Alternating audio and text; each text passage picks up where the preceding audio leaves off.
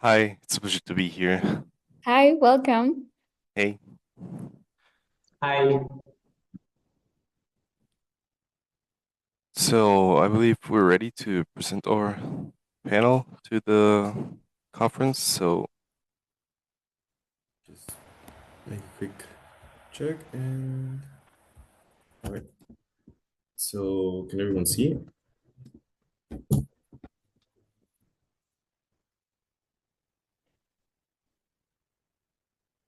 yeah, all good.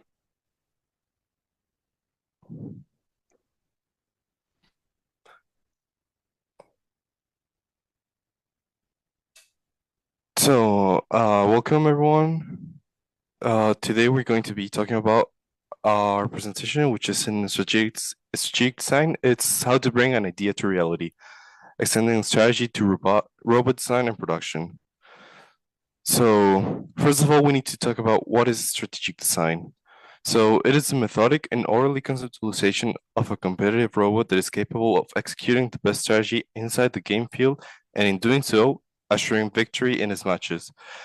What this means is we don't just build a robot to just solve the pieces of the whole puzzle of what is the FRC challenges, but we do so by uh, trying to solve the entire complexity of the game. So we build a robot that's oriented in following a certain strategy that assures us that we get the most points out of every match, independently of what our alliances is. So a brilliant person isn't the one who suddenly gets great ideas, but rather the person who has a structured method to consistently generate those great ideas. That's our whole structure behind our strategic design. That is why it's made up of different parts. The best strategy. We need an adaptable strategy for different moments and situations within each match. A simple concept and efficient robot. The simpler our robot is, the less likely to fall.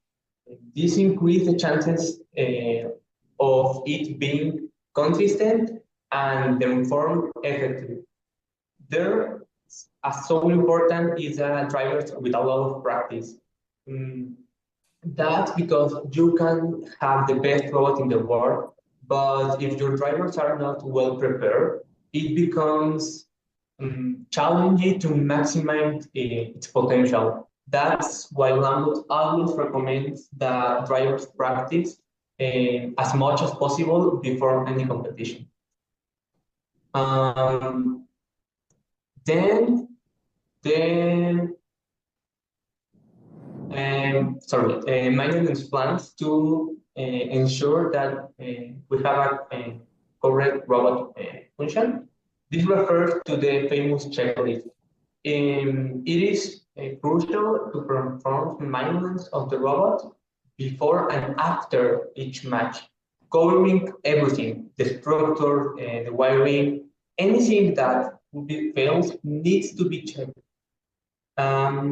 Knowing the execution and knowing and execute the best strategy for every match. And that means that we must always have planned a specific strategy for each match. Consider both alignments. A perfect example of this was this season, like how has shown that adapting to each match is crucial for a good success.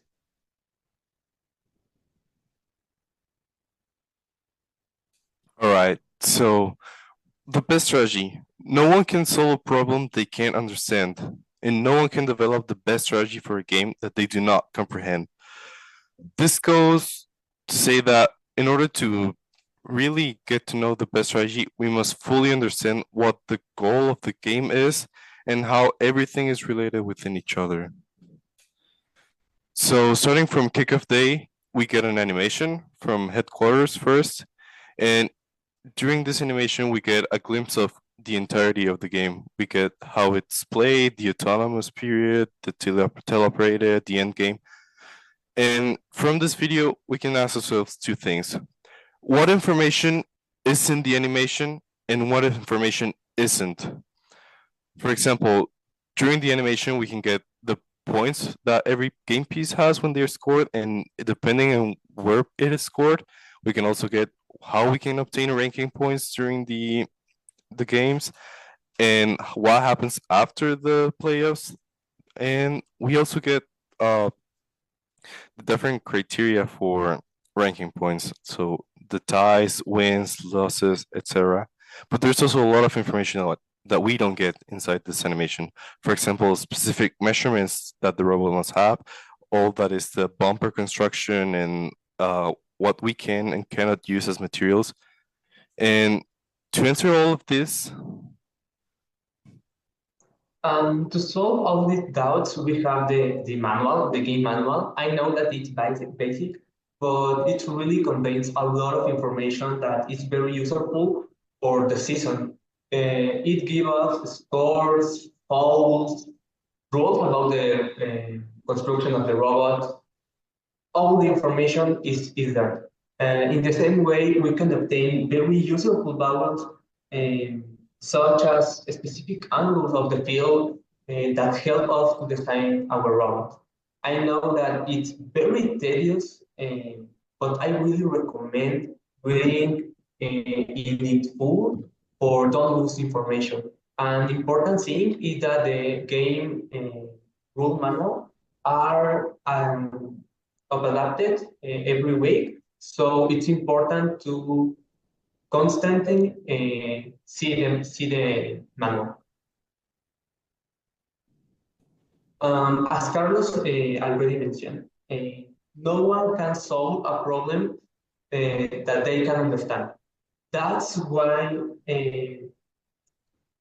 that is why to have a good strategy design is very important to understand the challenge.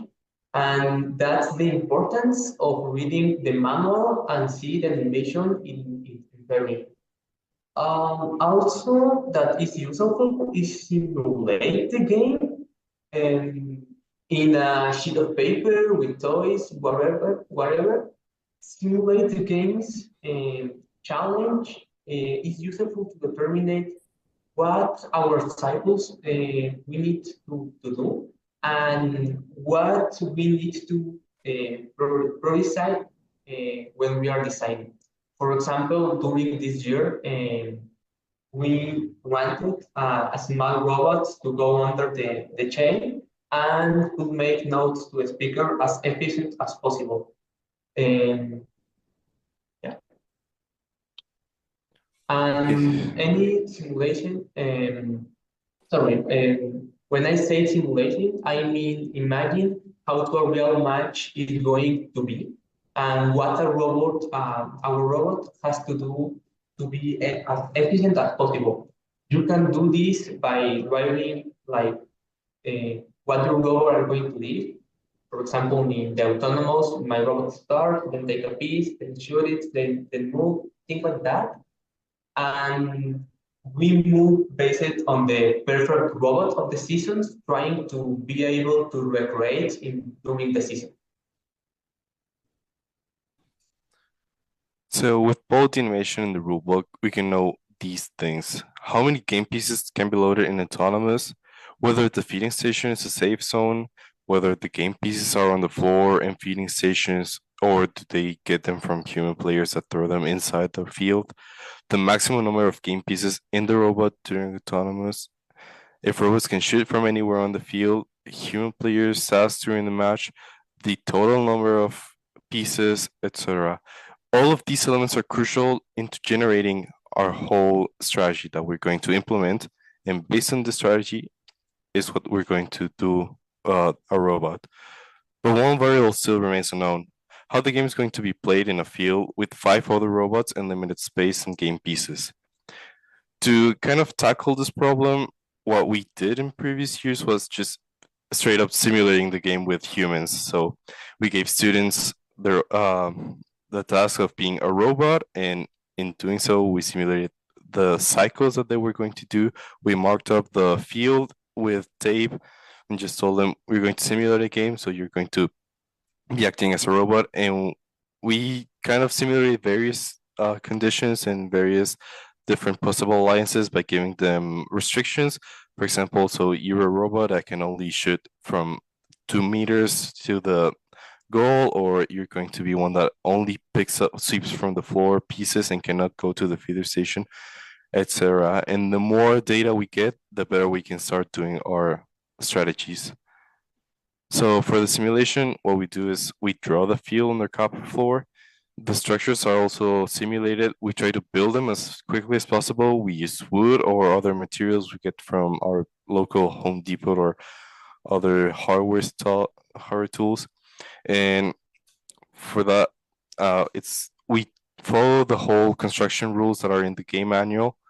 And we have the 6 designated students that are going to be acting as robot with varying capabilities. And we are also having scorekeepers and timekeepers in order to quantify all this data that it just doesn't, that is just not only subjective data, but also quantifiable numeric data that we can use to better come up with strategies.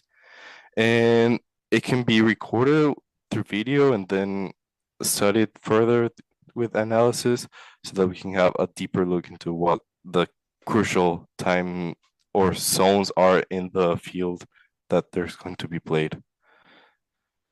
Another useful tool is crunching numbers. So getting a sheet of paper and calculating, so how many maximum points are there going to be in any given match? Is there an actual upper limit or lower limit, or does it just depend on cycles? How much time each action is going to take? For example, starting from the starting position to the feeder station, how long is the path going to take to get from one place to the other? If there's going to be obstacles that need to be avoided, how are we going to move around them to check times? And also, is there an action which denies enemy points with minimal effort? So is it actually better to stop the opposing team from scoring points rather than scoring them ourselves? And in doing so, are we not throwing away some time or effort that could be spent elsewhere? Also, what are the maximum autonomous points, and whether ranking points are a priority or not? And also studying the tiebreakers in order to prioritize getting the highest tiebreakers rather than the lower ones. And every single decision that will be taken must be backed up by evidence. And one of the best examples we have for strategic design is the 2013 challenge, because there were so many different strategies that were viable and that made it a very diverse challenge. We have also other notable strategic design examples here. Seven's going to talk about it a little bit more. For example, can you put the video? Yeah. Welcome to the championship here in Epcot. Zone Zale 2002 beginning. 6 strong teams have made it. Out of 290 teams competing here over the last few days, and the heat and beauty of Orlando. 20 seconds played, and you can see the machines chugging against one another at the center of the field. 71, the baby piece, is inching forward, holding 2 goals. Working against them is 308, the TRW machine, the Monsters in Farmington Hills.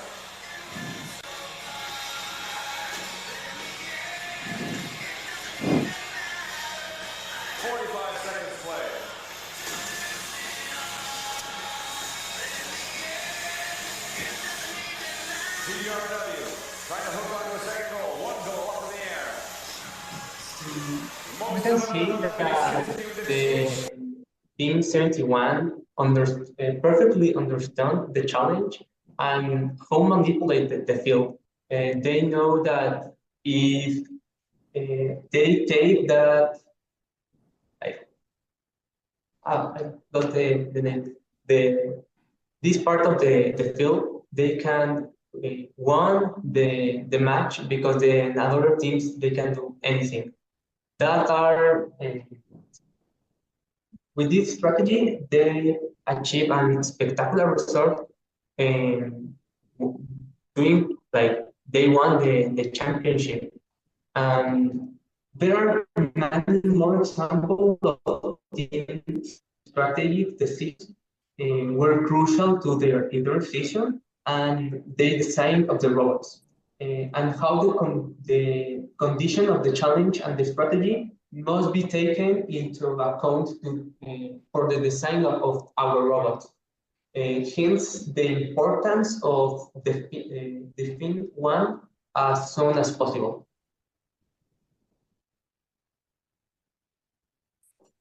So, what are we going to do?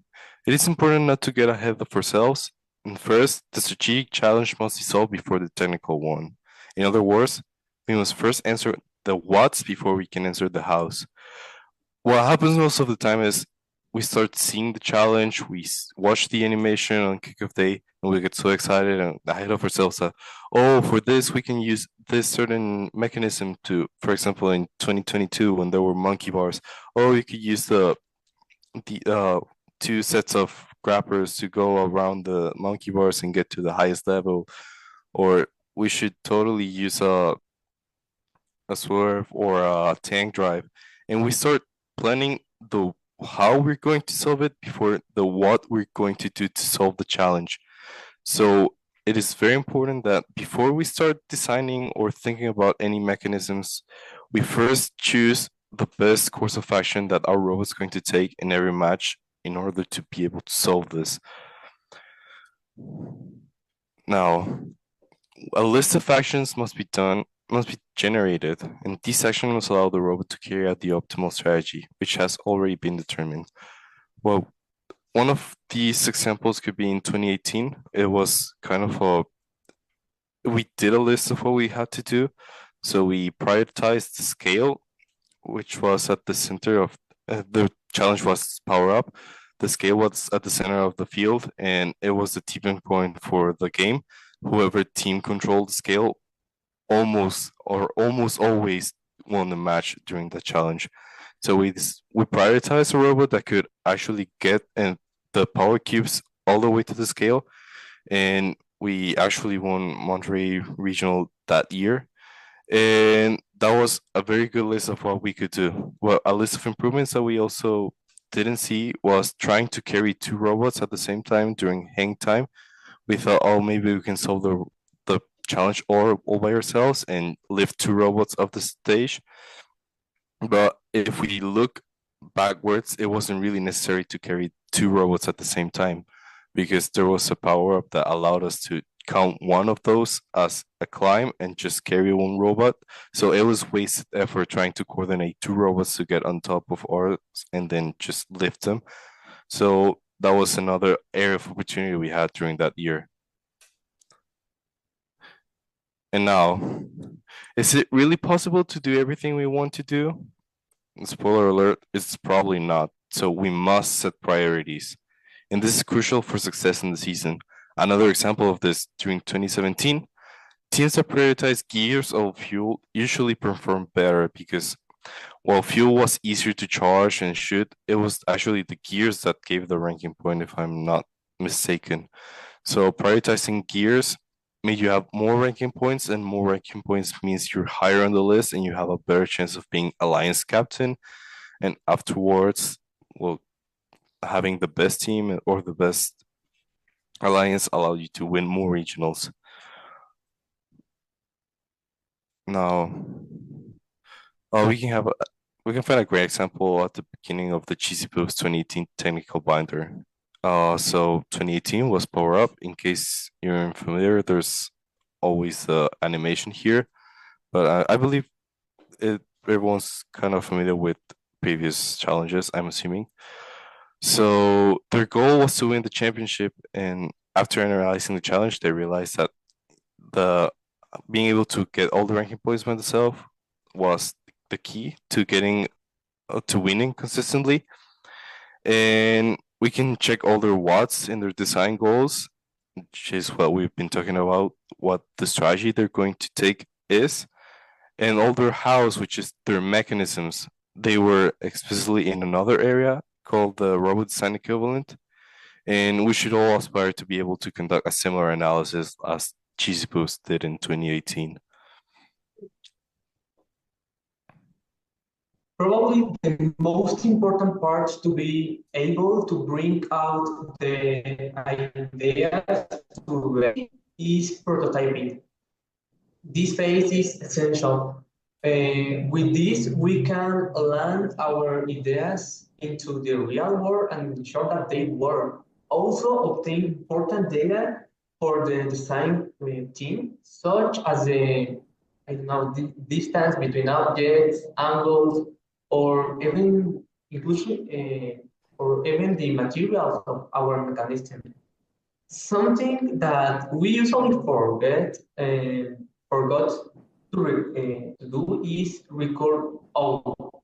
Like this is so important because we need to have mm, a way to see all the tests that we do. This is very important to be able to compare and avoid the losing information about our process. This prototype don't need to be like perfect. They need to prove our ideas. So it can be like with wood, they can be with plastic, materials that are not specific, uh, like specific uh, to FRC. Yeah, so as Steven said, it's important to prototype. It doesn't matter if you do it with already with CAD software or if it's just and wood or plastic or aluminum sheets, but prototyping and recording all of these prototypes is key because without the proper recordings, we can't know what measurements work the best for the specific game pieces. For example, how much compression a ball needs to be able to shoot it as far as possible.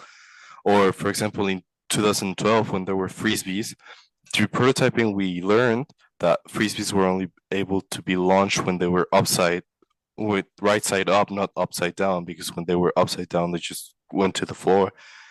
And during 2019, we also needed to know how much we could compress the balls without exploding them. So yeah, prototyping and recording is key to be able to get the best mechanisms and to avoid damaging the game pieces at the same time. Now, some pro tips.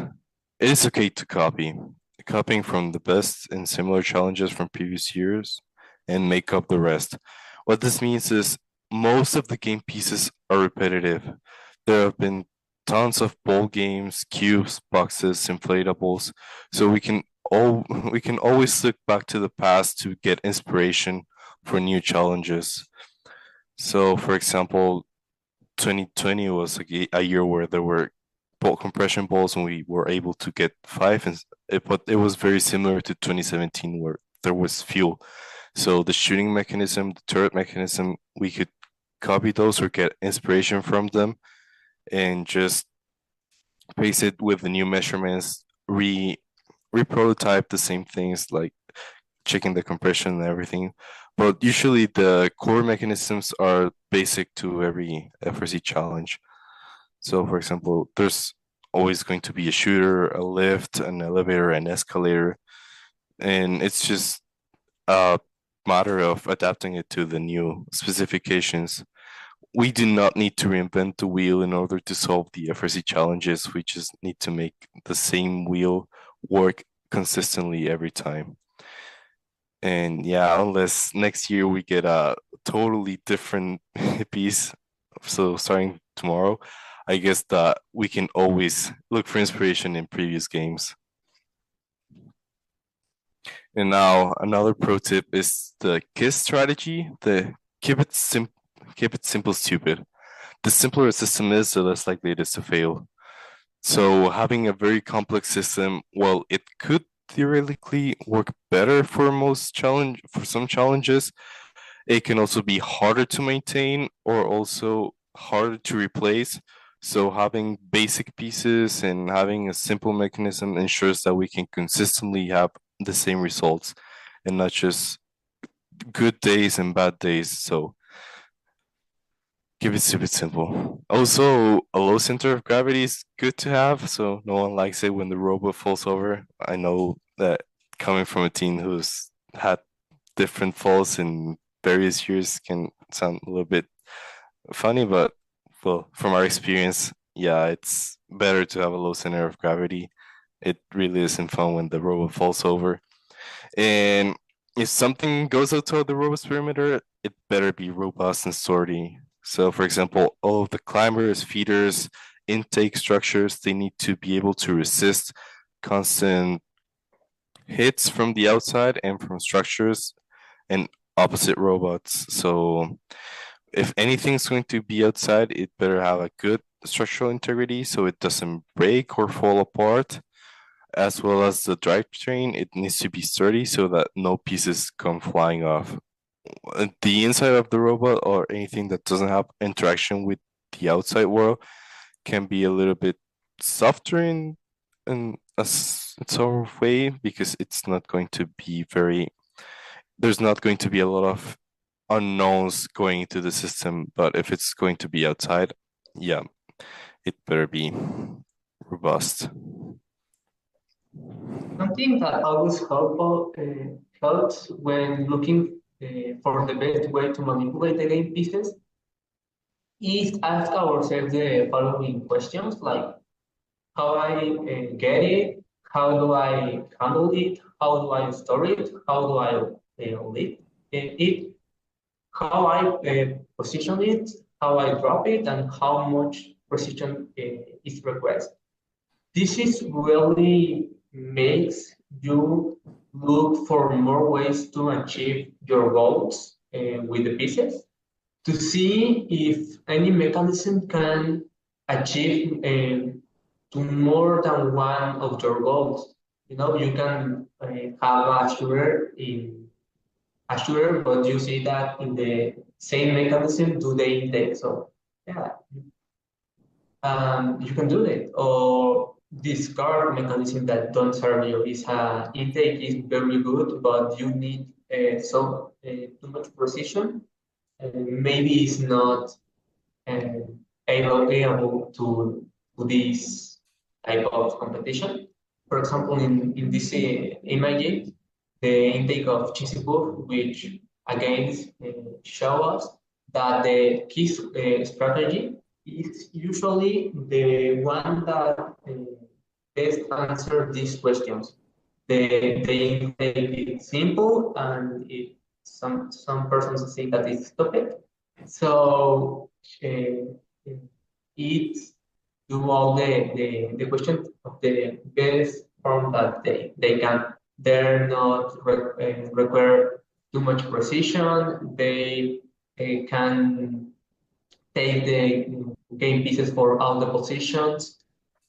Like the key rules usually is the best answer to this question, but it's important doing or have a more specific way to do it in the season. All right. And also, other pro tips that we can give you is checking the field areas and making the most out of them. For example, in challenges that involve shooting or placing a game piece, be sure to do so in protected areas. There's usually a lot of protected areas in the challenges where if the other team tries to get to you during these areas, it's considered a foul. For example, 2020, there were the shooting positions for infinite recharge, and underneath the scale in 2018, it was also a protected area. So making the most out of protected areas can can go a long way. And also having these areas as references allows the drivers to better orient themselves and deposit the game pieces reliably. So it's not the same trying to shoot from a random position every time than doing so from the same position every single time.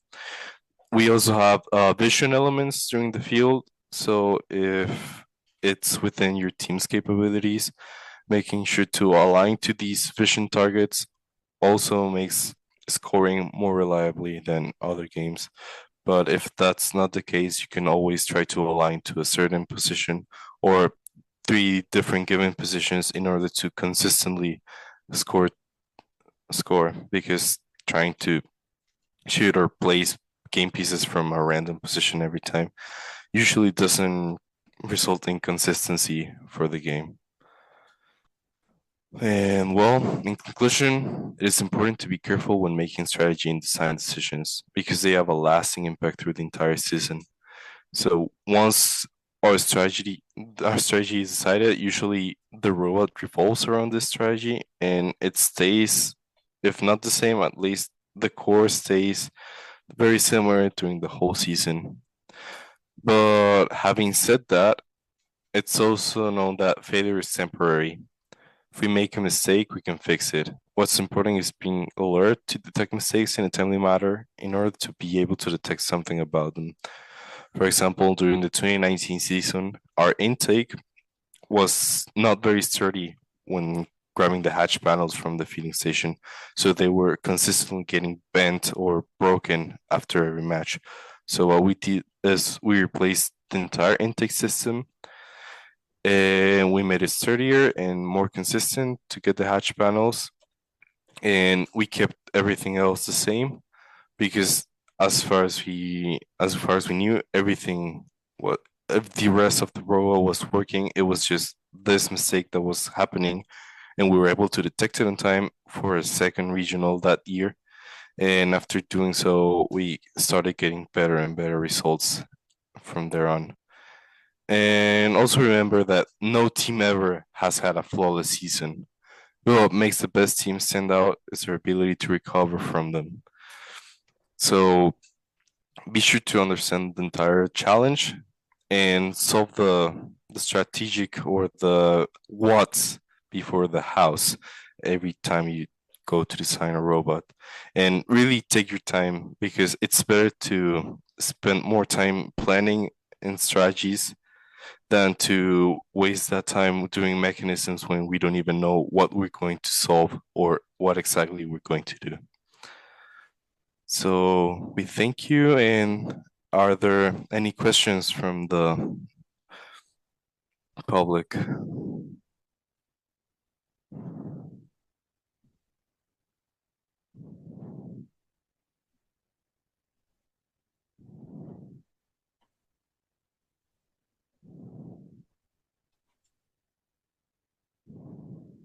Hi, hello again. Thank you very much for that advice. I think it's really, really helpful for all the teams that are watching us. We have the Q&A box. If you guys have some questions, now is the moment because we are about to start our final part of the warm-up. In the meantime, if you have final thoughts or if you would like to add something, if you want to share your social media so people can reach out to you, that would be amazing. Yeah, so for social media, I think we're mostly reachable through Instagram. So it's at Lamba3478. And final thoughts, well, I guess really reading the manual is one of the key things for success.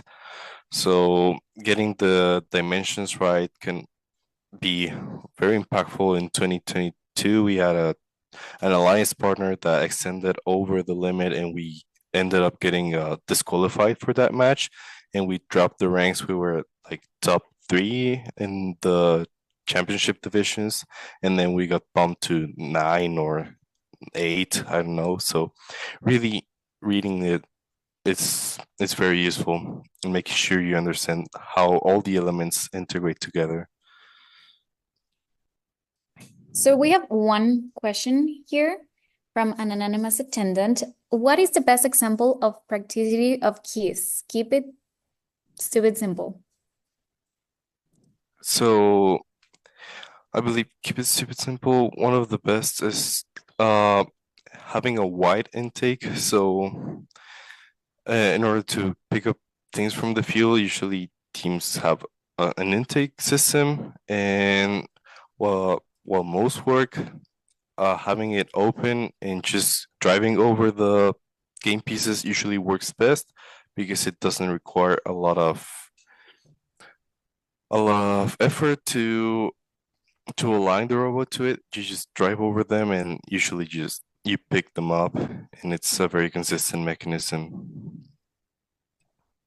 Okay, we have one more question from Cesar. What material do you use most for prototyping and which do you recommend? So for prototyping, we use mainly leftover aluminum from other seasons and also MDF. And it really depends what you need to prototype. For example, for things that need to be more structurally sound or robust, we usually end up using the aluminum. But if it's I don't know, storing mechanisms or just passing mechanisms, we usually tend to use MDF. Also, when we need specific measurements, MDF usually works best because we can laser cut it and have prototypes that match certain designs that we want to try out. But if it's just the first stages, we usually use aluminum. Okay, so for now, we don't have any more questions. But I would like to thank you a lot. This was an interesting presentation, so thanks a lot. We have now your social media, so if anything or any team would like to reach out, they might do it. So that's would you like to say anything else, or are you ready to wrap it up? Yeah, I think we're ready to wrap it up. Thank you very much for inviting us, being here in the warm up, and we thank you for the opportunity. Well, And good thanks luck, a lot. teams, tomorrow. Okay, thank you a lot, and we're really glad you were part of the warm-up of this edition. We'll see you around because we're from the same country, so that's why we'll see you. Yep, thank you. Thank you. Okay, so now Ricky is joining us. You're here. I'm back. He's finally back for this last part of the warm-up. We are about to wrap up this event. Ricky, would you like to say something? Well, first of all, I want to say what an amazing host you are, and that all of us are very happy that you were with us these 2 days and that you did an amazing job, Karime. So thank you very much. And well, I'm kind of sad that I only had the chance to say hello at the opening and now at the closing ceremonies for the FRC warm up. But looking at from a couple steps back, it's amazing how in the last 4 years now, this initiative has grown to a point where many teams from many countries can get together, well, a day before the kickoff to once again like move on from the Christmas season, from the off season, and get ready for the new challenge, which is airing tomorrow morning. So it's just amazing how everyone is getting ready, and we are looking at you on your social media and how you're getting ready to watch the kickoff tomorrow. So remember, kickoff is tomorrow. I don't have the exact time the streaming is starting tomorrow, but I guess it's before 10 a.m. Central Time. Just check out the official time. And well, this is it. I mean, here we are. And before we go, though, we have some announcements to make. So first of all, remember that all the conferences, all the webinars you saw yesterday and today will be uploaded on Teams Robotics 4400 YouTube account. So in the upcoming days, you should be able to go into Teams Robotics YouTube channel and watch each and every webinar and every conference that was made on these FRC Warm-Up 2025. Also, in any moment on the chat, there should be a link for a Google Forms for a feedback form. So please, you'll make us a big favor if you go into that feedback form and just tell us how you liked the event. If there's anything you would like us to improve, or if there's anything you would like us to do different, or if there's something that you really liked and you would like us to repeat on upcoming editions of the FRC warm-up. And well, I think that's all for my part. Again, it was a pleasure for me to be with you, maybe only on the roundtables and now the closing ceremony. But yes, it's always amazing to be here, Karime. And I think you also had a great time, right? Yeah, I did. And I'm really thankful because you were like my co-host and you helped a lot. So yeah, I mean, it's been a journey. It's been filled with inspiring presentations, insightful discussions, and plenty of energy from all of you, the audience. I would like to thank all of the speakers, panelists, and attendees for making this event a success, because I would say it is. Your participation and enthusiasm have truly made a difference. So thank you very much. We hope to see you around for the next editions. And well, for now, that's all that I have to say. I mean, that's all. And again, Team Robotics 4400, Space Cookies 1868, and Under Control 1156. Thank you very much for being here with us in this FRC Warm-Up 2025 edition, as well as our sponsors and everyone else. We are so happy. Stay tuned for more. Be ready for kickoff, and we'll see you the next time. FRC Warm-Up out. Thank you.